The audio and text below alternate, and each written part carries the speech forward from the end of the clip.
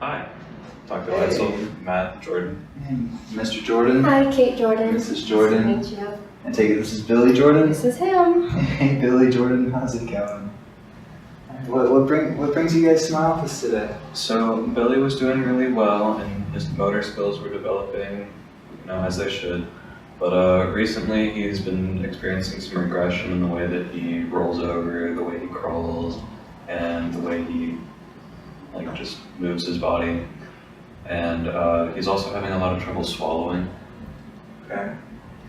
And a lot of times he jumps when there's a loud sound, which is new that I've noticed. Before it didn't bother him, but now it's like a problem. And when I'm playing with him or trying to get his attention, he looks at me, but he's not focusing, which is a little concerning as well. Yeah, definitely. That does sound a bit concerning. Off the top of my head, I am a little concerned this may be Tay Sachs disease. What's that? Well, there's actually multiple types of Tay Sachs disease. So Billy is 5-6 months old. About 6 months. 6 months. Mm-hmm. And Tay Sachs, and infantile Tay Sachs disease, what you guys just described is kind of what we would be experiencing now. And Billy, there are, like I said, there's 3 types. There's infantile Tay Sachs, there's a juvenile Tay Sachs, and there's a late onset Tay Sachs. As the name implies, infantile Tay Sachs starts pretty much now. Juvenile Tay Sachs starts in teen years, and late onset Tay Sachs starts much later on. It's actually the most mild case of Tay Sachs. If Billy does have Tay Sachs, this is actually the most severe of the 3 cases. Tay Sachs itself actually starts with genes. It's actually an autosomal recessive genetic disorder where, if you're not aware, the human body has 23 chromosome pairs. On the 15th pair, what Billy is experiencing is he has some mutations in both genes, where the gene is called hex A gene. And there's a problem here. So first I should go ahead and ask, are both of you, do you have Cajun ancestry? Mm-hmm. Cajun, okay. So Cajun ancestry is actually an ethnicity that experiences Tay Sachs quite a lot. They're up there with Eastern Europeans, and we also see this a lot in French Canadians. And what's going on is that, sorry? Okay. Matt here probably is a carrier for the Tay Sachs gene, and it's a recessive gene, so he's not experiencing it. You also most likely have the recessive gene, if that's what Billy has. And, well, when Billy was conceived, Billy was unlucky enough to get both of the recessive genes, where there are mutations in the gene, in the hex A gene. And what the hex A gene is doing, it's making an alpha subunit, and there's also a hex B gene that makes a beta subunit. Together, these 2 subunits combine, and they form a beta hexosaminidase 8 enzyme.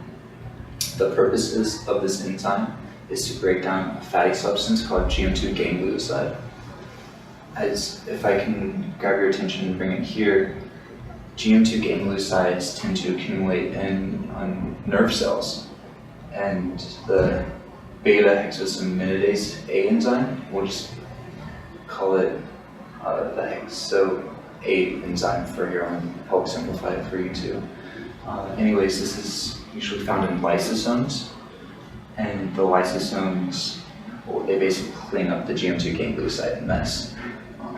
As they accumulate, lysosomes just break it down and recycle the components that the GM2 gangliosides are made of. Now, what I suspect is going on in Billy is that because the hex A gene has a mutation, the alpha subunit is not being made correctly. It's basically rubbish. And rubbish paired with the B or beta subunit, it doesn't do anything, it doesn't function properly. It's still rubbish.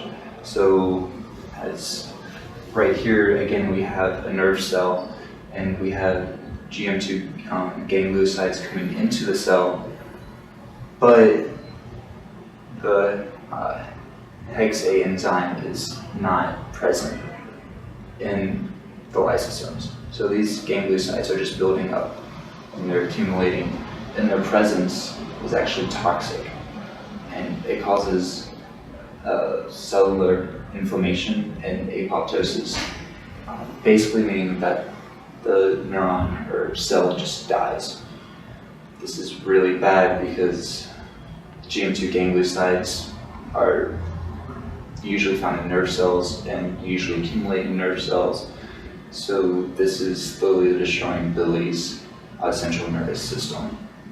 And that's why you're seeing the symptoms that we have right now at the 6-month mark.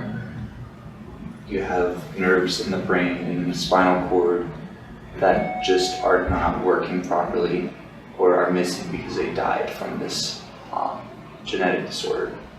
And there is failure in linkages from one part of the brain to the other. Some parts of the brain are losing whole processing power. It's a mess. And what we end up getting is around infantile Tay Sachs disease. We get these symptoms around 6 months, where, let's say, your child knows how to roll over. Around 6 months, your child regresses as you described and can no longer roll over. The muscles of the child weaken.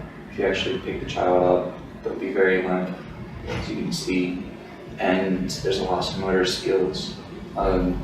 They have a startled reaction to loud noises, mostly because they cannot hear very well. So loud noises are all they can hear, so it kind of surprises them. And they have trouble focusing with their eyes, and they have trouble following objects with their eyes because they have problems developing in the nervous system, including their eye. And we get this telltale sign. If we look in the back of Billy's eyes, I would right now expect to see a little red cherry dot, which usually is a pretty solid sign that he has Tay Sachs. So,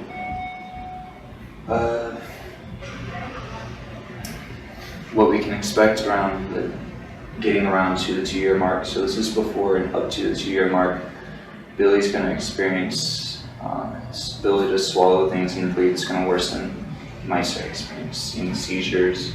He's going to lose his ability to hear. He's going to have loss of sight. He's going to lose mental functions, and eventually it's going to lead to blindness.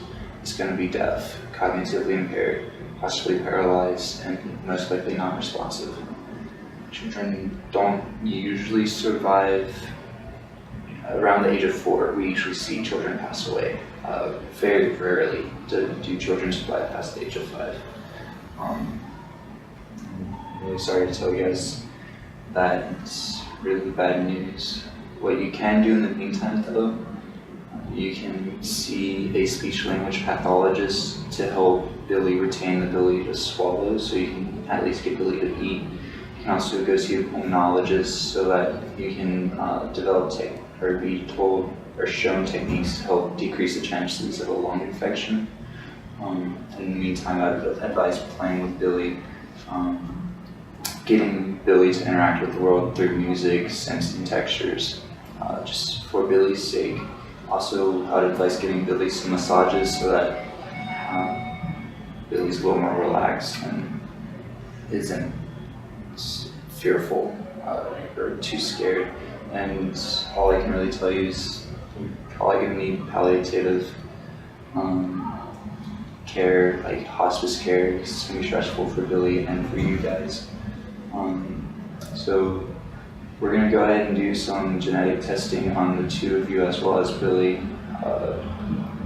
And I'll go ahead and look in Billy's eyes and determine for sure, but I am very confident this Tay Sachs disease is what Billy has. I'm sorry. Thank you, Dr. Lyson.